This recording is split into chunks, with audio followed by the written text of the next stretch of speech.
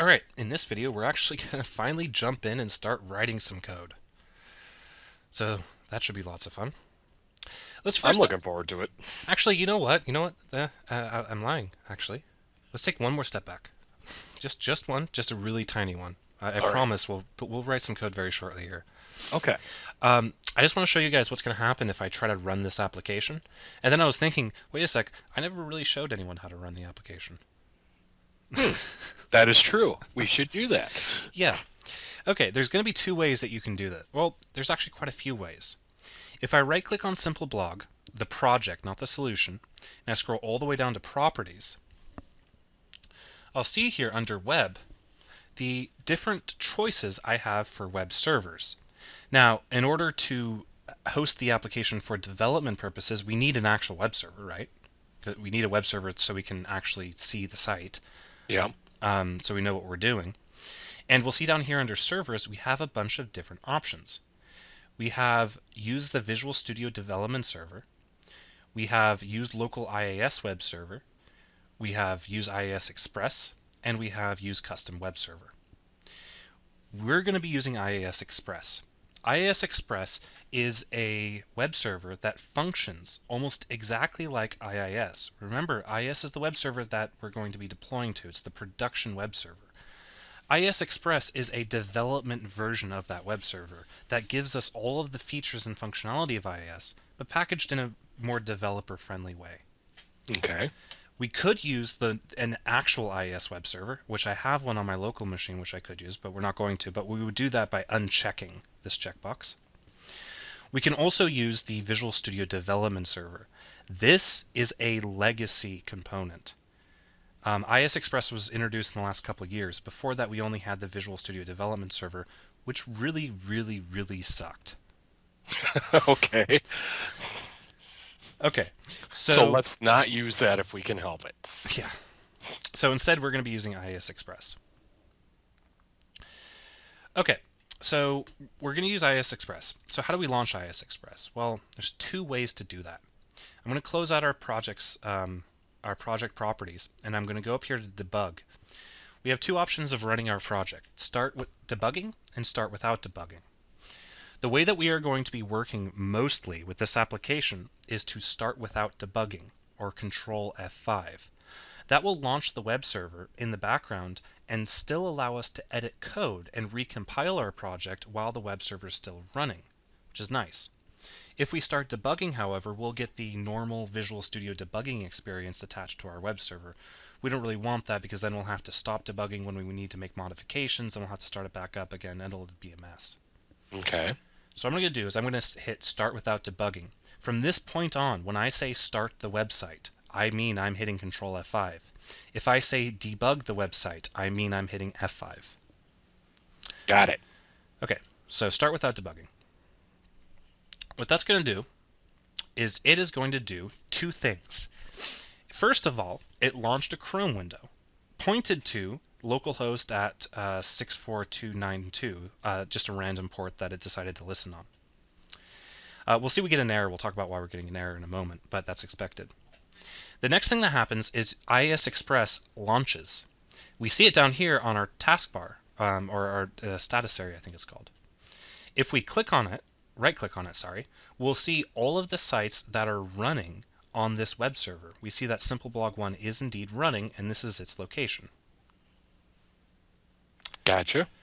So now we know that IIS Express is running, so we can refresh and we get a server error. If we didn't have IIS running, so let's show how to stop the website. Obviously, we can't stop it from Visual Studio because we started as external process. It's not like we were debugging it. To stop it, we simply right-click on IIS Express. We can say exit, or we can go into this specific site and say stop. If I stop the site, harder. Really, really hard. I think it's thinking. Okay, let's just exit out of IIS Express. So I'm just going to right-click and hit exit. Then it says, do you want to stop all worker processes and exit? I'm going to hit yes. Now IIS Express is no longer running.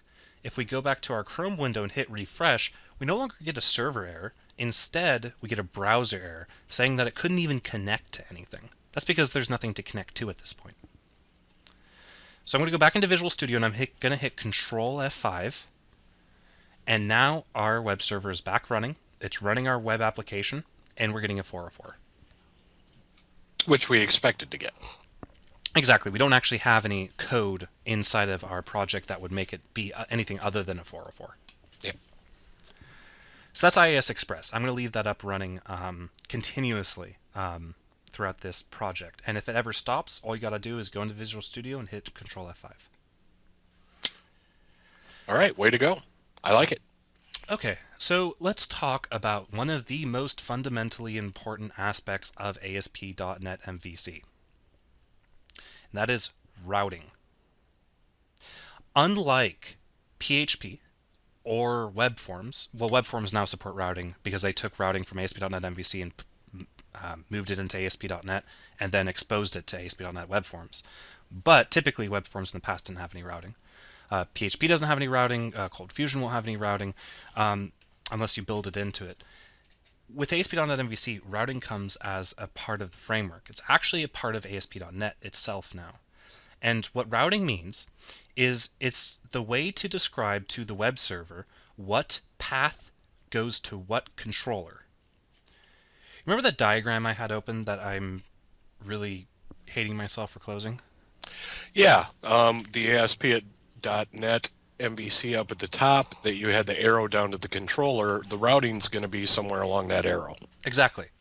Gotcha. Our request from our browser goes into the web server. The web server spools up ASP.NET. ASP.NET spools up our global ASICs. Our global ASICs spools up ASP.NET MVC. Then it tries to figure out, okay, so we're going to a particular URL. What controller needs to be invoked? And that's what routing is. Now, if we go into our route config, we see a couple of routes already written for us. The first one we have is routes.ignoreRoute anything that's .axt. AXD is a special extension for files that don't actually exist on the file system, but are used for debugging purposes. We're not going to be using any AXD files, but I'm going to leave that ignore route in there in case down the road you needed to take advantage of one of them. And, well, it would be problematic if you weren't ignoring that route, because if you don't ignore the route, ASP.NET MVC will try to map it to something, override everything else, and it won't get to its destination. So we're not going to use it, but it's better to have it and not need it than need it and not have it thing. Yeah, pretty much. Yeah. Next up, we have our infamous default route. What have you done? We're going to talk about the default route when we go ahead and create an area. For the front end, I am not going to use the default route. Instead, what I'm going to do is every single individual URL that we can type into our application, like for example, we're going to have like posts or something, or /login or /admin. All this stuff I'm going to make explicit for the front end. The reason I'm going to do that is twofold. First of all, I really want to explain how to write your own routes. And second of all, when you do things on the front end and you don't use the default route, you get more control over the way your URLs look. The way your URLs work are important for SEO purposes as well as if you had a RESTful web service. Gotcha. So every single page that can be loaded by the application will, for the front end, not for the admin, but for the front end, will have an explicit entry in our register routes method that describes to ASP.NET MVC how to get to the controller that it needs. So let's go ahead and define one. I'm going to start off with, what am I going to start off? I'm going to start with the home page. That sounds like a pretty straightforward place to start. Yeah, seems like it. So I'm going to go routes dot, I'm going to say map route, and then I'm going to look at this function, this method. This method has quite a few different overloads, but at the base, they take in a name and a URL. They can also take in default parameters. They can take in constraints. They can take in namespaces, or pretty much any combination of that. Every route needs a name, and every route name needs to be unique. I'm going to call this route home. The cool thing about this route is that by naming it home, whenever I want to generate a link to this route, I just have to tell it the name home, and it knows where to go. even if I change the actual URL that this route points to down the road. It gives us a lot of flexibility. The next step is to define the URL. Obviously, we need to, the first step is to say, okay, we want this specific URL to go to this controller. This part is where we define what the URL looks like. The home route is going to have an empty URL. Why? Because it's going to be the route that is executed when we don't have anything following the website. It's the home page. Therefore, the URL is blank. Okay. Next up, we have our defaults. Our defaults are incredibly important, especially when we're defining custom routes. The defaults come in the form of an anonymous object. What do I mean by that? Well, hopefully you guys have seen examples of anonymous objects. It's where you, or anonymous types rather, it's where you use the new keyword followed by an open and closed curly and define properties inside of it, despite the fact we don't have a corresponding class. What it allows us to do, in this case, we'll see a better example of defaults later, but our defaults allow us to specify the controller and the action. Now, we haven't talked about actions yet, but we are definitely going to get into them very shortly here when we create the corresponding controller for home. So how do I do that? I simply say controller equals, and I'm going to say pages. I want, or sorry, not pages, I want to say posts. I want the default route, the main URL, to be routed to the posts controller. And I want the action to be index. And again, we haven't talked about actions yet, but it'll be very clear very shortly. Now, this is actually the bare minimum of what we need. We will be extending this later on in this video to include a parameter passing in our namespaces, but we can't talk about those just yet because we haven't seen an example of a controller. So I'm going to close this and terminate the line.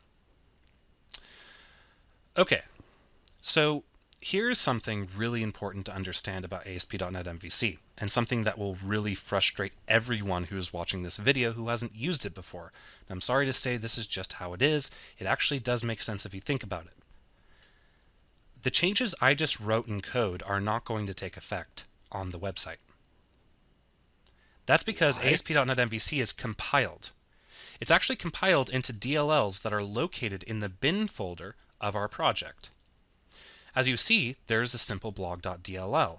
This is a compiled assembly that is the result of compiling this project, goes into this assembly, and then this assembly is picked up by ASP.NET. What does that all mean for you? That means for you, whenever you edit a CS file, whenever you edit any code, any backend code, we'll talk about exceptions to this rule later when we get into views, but whenever you edit any controller or model code, you must recompile the application. You must tell the C# compiler to take all of our code, turn it into a DLL. When that happens, IIS Express will notice that the DLL has been updated, and it'll restart our application for us. So what's the easiest way to recompile? Well, we could hit Control F5, that'll do it. An easier way, however, if our web server is already running, which it is, we can simply hit F6.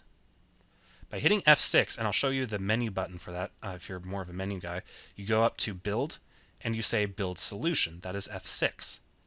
By doing that, we see down here that the build was successful, which means that C# turned all of our CS files into the DLL, placed it into the bin folder. IIS Express noticed that the file was changed, restarted the application with the new code in it, and is now ready to be used. So what do you think will happen if I come back here to my website, Steve, and hit refresh? I think you're still going to have that. Yep. And okay. I'm assuming you know why? Because we started that code, but we really still haven't told it to do anything. Exactly. We told it that we want to route all requests to the homepage to the posts controller and the index action, but we don't actually have a posts controller or an index action. So let's go ahead and create one. Remember, I can place this controller anywhere that I want in my project, but I'm going to place it in the controllers folder because that's what, well, it makes sense. I'm going to right click, go to add, and I can say add controller. I'm actually not going to do that. I'm going to say new item, and I'm going to add in a class. The reason I'm adding a class in manually is I don't want to use the new controller just yet, because I want to show you guys what is included with that template. So let's build a controller from scratch. The name of this, what do you think the name is going to be? Well, actually, there's no reason why you should know. It's a ASP.NET MVC thing. It's not actually posts. Darn, because I was going to say posts. Close though. It's posts controller. That makes sense. Yeah. The name of the controller, the class that is associated with the controller name, always ends with the word controller. And then I'll hit enter. I now have a public class posts controller inside my controller's namespace. It's not yet a controller. To make it a controller, I have to have it inherit from the controller base class. Well, notice that will actually error out when I type in controller. That's because I haven't imported the correct type yet with the using statement. So I'm going to do this once slowly for everyone, and in the future I'm going to be using Resharper to import this namespace for me. So just note, when you create a controller, you have to add in or you don't have to, but it's highly recommended to, add in a system.web.mvc using statement. By importing this package, we now have access to the controller class, which we can now inherit from. Okay, that is actually all we need to do to make a controller. I can hit F6, and if we come back here, guess what we're going to see? Same thing. Same thing. That's because I haven't created the index action. I've created the controller, which matches up with this, but I haven't created the actual index action that'll be invoked. So what's an action? Well, a controller you can think about as a class, and an action you can think about as a method. Remember, classes can have multiple methods. So controller contains a variety of actions. Actions are what we can route to. So how do we make an action? Well, we make a method, but it has to follow a special signature. We're going to make a public. It needs to be public. It's going to return an action result. The name of the method is going to be the name of the action. And in this case, we're not going to take in any parameters, but we'll talk about that a little bit more. So now we have a public action result index. This is an action. This is the index action. But we're not done yet, because if I hit F6, we'll get a compiler error. Whoops. We'll hit a compiler error saying that our action doesn't actually return a result. So how do we return an action result? Well, an action result is just a class. We can make custom action results if we want. ASP.NET MVC is very flexible in that regard. But the base controller class actually gives us a lot of built-in methods that construct special action results for us. There's quite a few of them, but there's only one of them that we're going to be talking about in this video. And that is content. An example of other action results are the redirect family of action results. These methods return action results that redirect to specific routes or other things. We have the file action result. The file action result serves a file from the web server. We have the view action result. The view action result renders a view. We'll be using this a lot. And that's really the big ones that you need to be worried about. But we'll return content for now. The content method simply takes in the string content and optionally a content type and a content encoding. We're just going to send in a string called hello world. We're going to terminate that line, and then we're going to hit F6. Coming back into our web browser and hitting refresh, we'll see that we now have hello world. That's awesome. Yep. So that's our posts controller, or you can consider this to be the home page of the application. We're going to need a couple more controllers, and I'm just going to add them in, just returning basic content for the sole purpose of getting some more examples of routes into place so you guys can get some practice in. We're still obviously going to be using these later down the line, but in this video we're not actually going to be writing any views just yet. So let's write our login route. I'm going to leave the home route on the bottom. And I'm going to say routes, map route. I'm going to name the route login. The URL is going to be login. I'm going to pass in the defaults with the controller of auth and an action of login. Then I'm going to terminate the line. Now, you might be looking at the URL and thinking that doesn't really look like a URL, but it is. This URL will match /login. Will match. Obviously, that'll take me to a 404 in this case because, well, I haven't recompiled the code, but Yeah. or added the controller. But still, this is the URL that's going to match there. You might be sometimes tempted to put a / in the URL. I think that looks a little bit nicer, honestly, but that'll actually cause an error. You can't have / in the URLs. At Okay, least gotcha. you can't have them at the beginning. I could say login /woe/ble if I wanted to, but I can't say /login. So, anyway, so that's our login route. Again, if I were to recompile and reload my web server, we would still get a 404.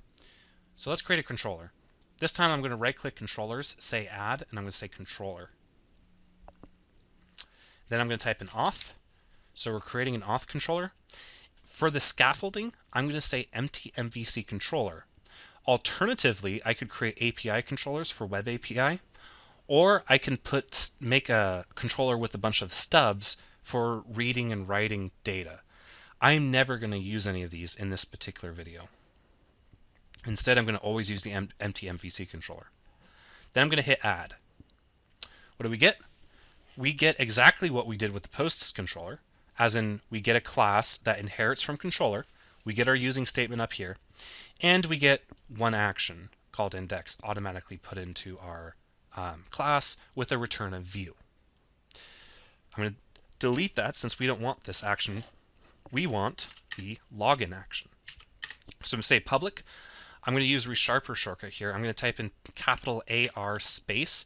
Resharper has a cool autocomplete feature where if you type in the letters that correspond to the capital letters of an identifier, it will automatically highlight it.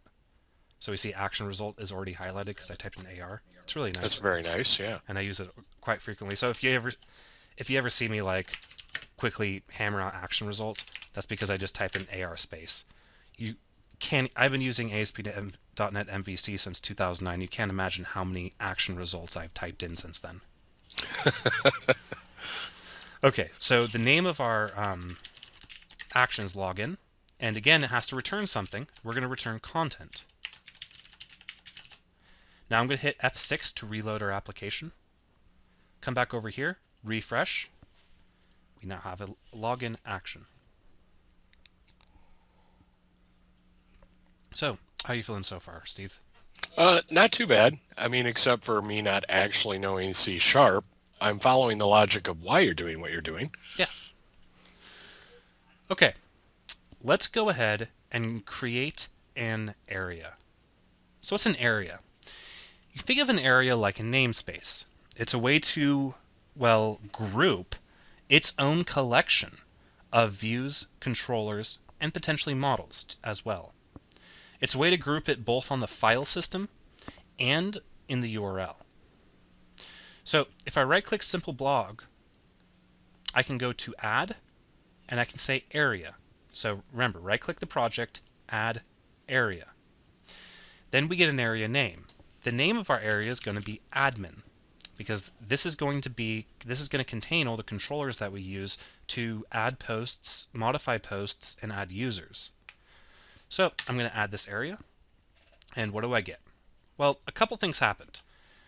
First of all, an areas folder appeared underneath admin. That obviously corresponds to the name of the area I made. Next up, we have another group of controllers, models, and views. We're not going to be talking about views in this video, so I'll go ahead and collapse that.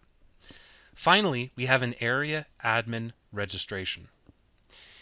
The area registrations will automatically be discovered by ASP.NET MVC, and they effectively allow me to namespace a group of controllers and views into a special name, such as, in this case, admin. I want to separate all my admin code from all my front-end code. I mean, that makes sense, right? Yeah. I mean, this is kind of like if this application is a house, this is a room. Right. Gotcha. first thing I'm going to do is I really don't like how that's formatted. It just really bugs me, sorry. I'm also going to rename admin to underscore or lowercase admin. Again, it's just I just prefer anything that has anything to do with generating URLs to be lowercase. Unfortunately, that won't happen all the time, but we can try. Okay, we'll see we have a register area method. This is where we register routes that are specific to this area. I'm actually going to leave this default here. This happens to be very similar to the default route I deleted earlier out of our front end, but in this case I'm going to leave it. The interesting thing about this route is that it's admin slash, first of all. That comes from our area. The reason why our area is namespaced is simply because, which I'm also going to make lowercase. The reason our area is namespaced like this is because we created an area called admin, so all the URLs are going to be through admin. Now we'll see some interesting syntax. We have controller wrapped with curlies, action wrapped with curlies, and ID wrapped with curlies. These are parameters that the ASP.NET routing engine can extract from the URL in order to create data that can be passed into our application. But you'll notice it's interesting that we have a variable controller and a variable action and a variable ID. You'll also notice that in our defaults, we have action equals index. So let's see how this route works. I'm not actually going to create any controllers just yet. I just want to show you some examples of how this route works, because it might be a little bit magical to some people. First of all, this route will only be matched if it starts with admin, as you can see there on line 13. Next, we have to do a slash, and we can put in anything we want, actually. We can put in that. It doesn't matter. ASP.NET will match that. But what it'll do is it'll match this. This corresponds to the controller, and it'll use that as the name of the controller.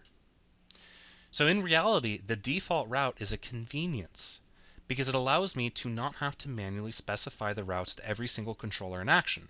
Instead, I can follow what's called a convention.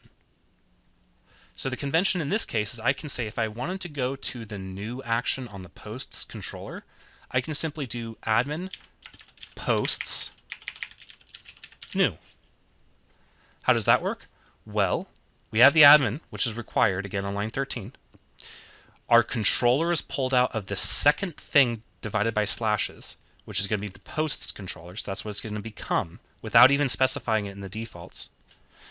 Then our action is pulled out of the final parameter we passed in and is used for the action for routing purposes. So this route will correspond to the new action on the posts controller in the admin area. And it does that because of the way this is defined here.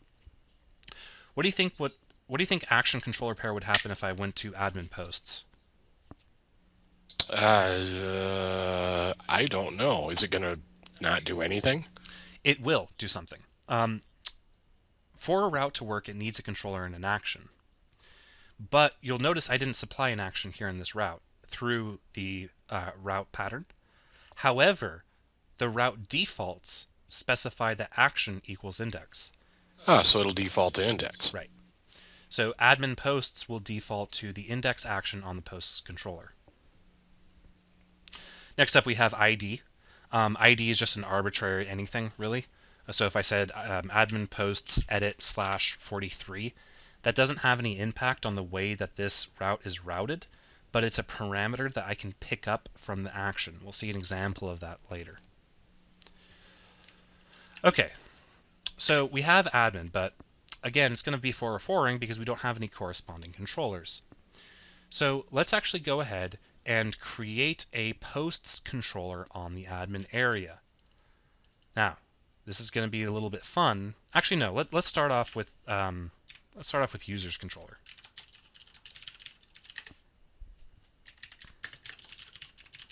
Let's see one that'll work first, and then let's do the one that'll break.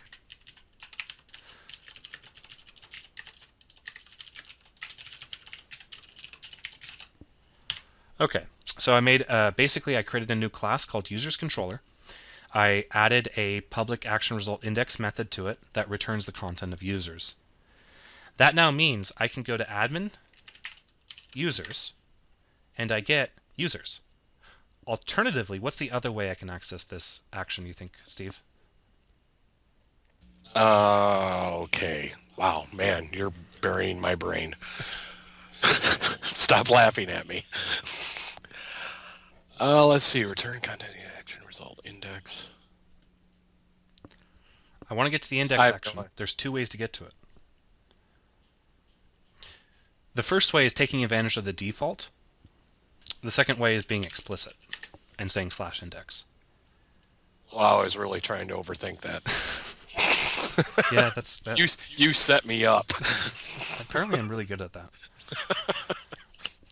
All right. So there's two ways to get to this route, and that's awesome. I'm going to define one more action controller pair in this video because, I mean, obviously we're not doing anything useful with them just quite yet until we talk about views. But this one's important. This one's incredibly important. I'm going to create a posts controller.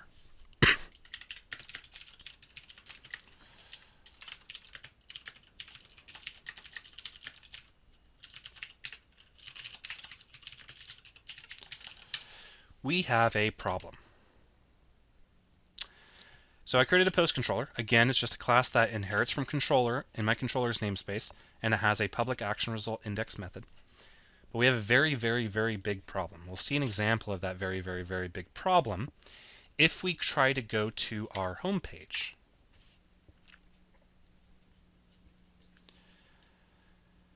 Fortunately, ASP.NET MVC has gotten a whole lot better with its error messages over the years. So if you read through this in its entirety, it should be you should be able to figure it out. But I'll go ahead and tell you guys how to fix it.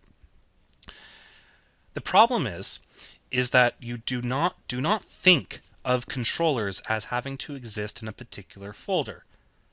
Instead, ASP.NET effectively flattens every single controller it finds in our project into a single list, regardless of its namespace. What does that mean? Well, it means if we have two posts controllers, even if they're in different namespaces and different folders and different areas, they still conflict, and ASP.NET MVC has no idea which one you actually mean. There's a very simple way to fix it. It's built into the actual framework itself. I'm going to open back up my route config file, and I'm going to look back at my map route method. Look at the signature of it. Notice how it has a string array namespaces argument or parameter, sorry. If we pass in a namespace, an array of strings that represent the namespaces we only want this route to go to, we can make ASP.NET MVC not confused about which one of the posts controllers we're intending to go into. Just to recap, when we're hitting the home route, we want to go into the posts controller that is out here under controllers. If we go to the admin posts, we get admin post because it's more specific and namespaced by our area, and because of that, we see that that properly works and gives us our admin post controller. So now that we're back into the home page, let's go ahead and fix that. I'm just going to go ahead and create a var namespaces local variable, and I'm going to assign it to a new array. Then I'm going to say type of posts controller. Now, it's important to note that when I hit enter, I'm going to be importing the simpleblog.controllers namespace. So watch this. I hit enter, and simpleblog.controllers appears here on line 7 because we need that using statement. Then I'm going to say dot namespace. So this code simply says I want a local variable that's an array of strings that contains one item, and its one item is the namespace of wherever our posts controller class exists. Now that I have this in a variable, I'm going to pass it in to both of our map routes.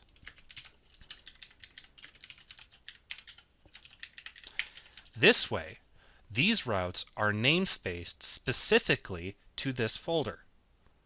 That is the only place ASP.NET MVC is going to look for our controllers when they are accessed through the front end. If I go ahead and hit F6, again that's important, come back here and hit refresh, we'll see that we now see our posts controller on the front end, but if we were to go to admin/posts, we see our admin posts on the back end as well, which correspond to completely different controllers in different areas. So basically, this is one of those places where its versatility is awesome, but now we got to do this extra stuff for it to know what's going on. Right. It's so flexible that it allows us to have controllers anywhere in our project, even in different projects. But that comes with the caveat of us having to tell it where to find controllers when they conflict. Gotcha. Okay, so I think that about wraps up the introduction to routes, controllers, and actions.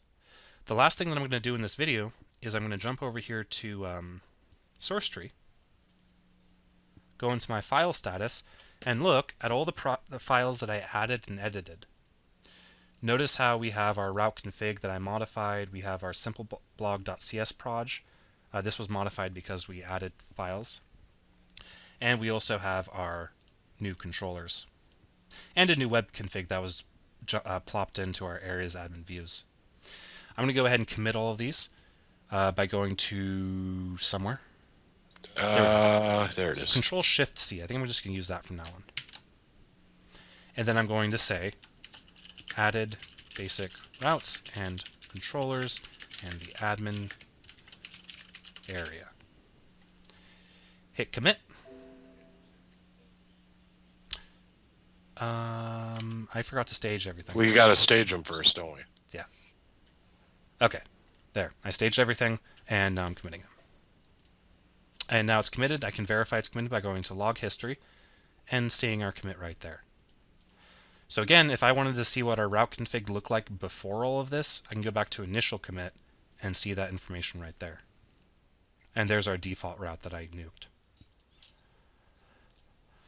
All right, that wraps up the introduction to areas, controllers, and routes. There's a lot more fun stuff you can do with all of the things we have shown here, and we will get to take advantage of that fun stuff later on.